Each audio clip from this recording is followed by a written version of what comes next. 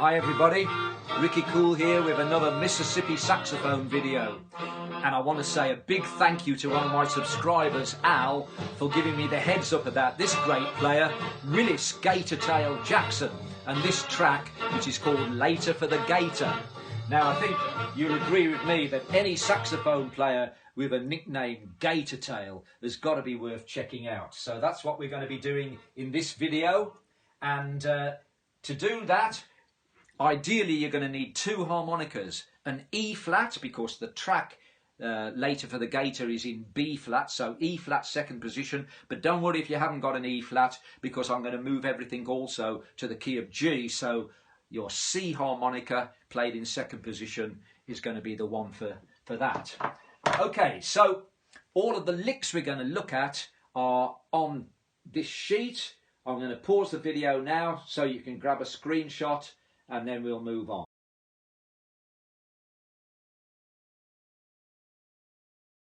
Okay, so the thing that I found particularly noticeable and interesting about this track Later for the Gator was the way that Willis Jackson moves from the 1 chord into the 4 chord at the 12-bar blues sequence, and I'm talking about the transition at the end of bar 4 into bar 5 of a 12-bar blues, where you go from the 1 chord into the 4 chord. So let's see what's happening. Okay, here's his first solo, and here comes the little lick. That da dee da da do da. So have a look at lick 1 on the sheet. It's this.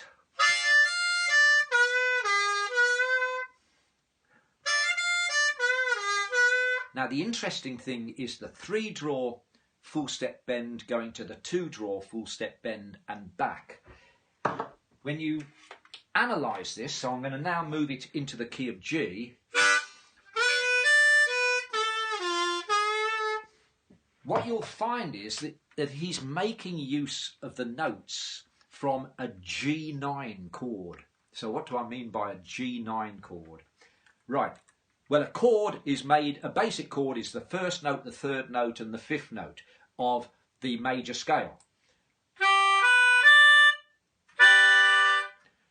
And the 7th, which makes a G7 chord, is the flattened 7th note of a major scale.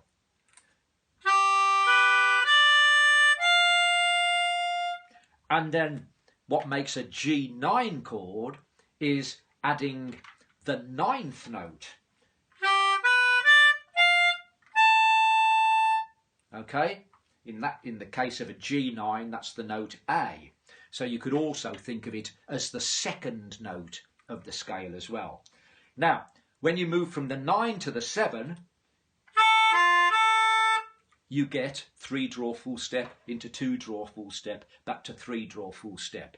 Okay, and this is something that players who have a background in jazz will tend to do. They'll tend to think in 9th chords rather than in 7th chords, which is maybe what harmonica players would traditionally sort of think about. Okay, so the 9th chord is going to be a really useful tool to us. Those two notes. Now in the upper register, you can do that without bending any notes. So that first lick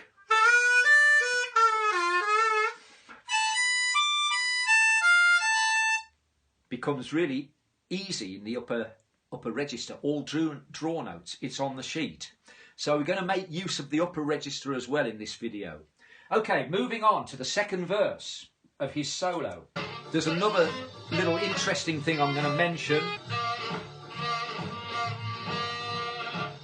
Now, Willis Jackson makes a lot of use of false fingering, and he's doing it on the root note of the chord. In other words, 2-draw for the E flat harmonica and 3-blow. Now, for harmonica players, that is our way of doing a kind of a false fingering technique.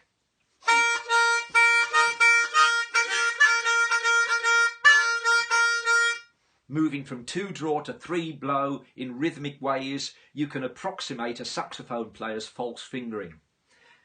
Okay, so carrying on. Here comes the lick. Listen carefully. Ba dee da da da da da da. Okay, so what's going on there? Back to the E flat harmonica.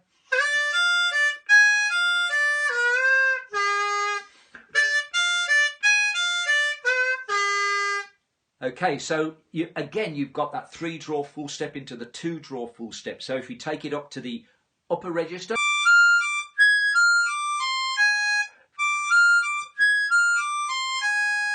Okay, let's move that now into the key of G. Right.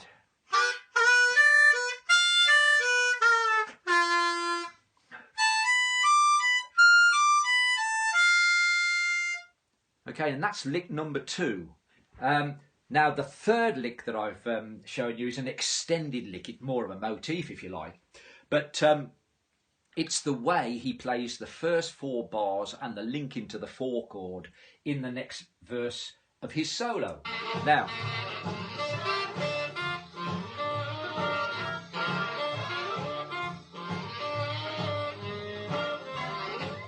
okay, what's going on there?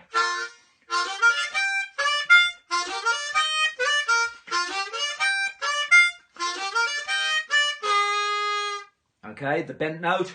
Okay, so we've got the third lick to have a little look at now, which is going to run through the first 4 bars and into the 4 chord of the next verse. So let's see how we get on with that one.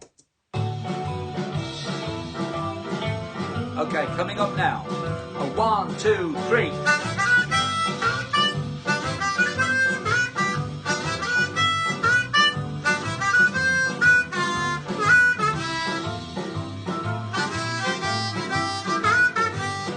So on.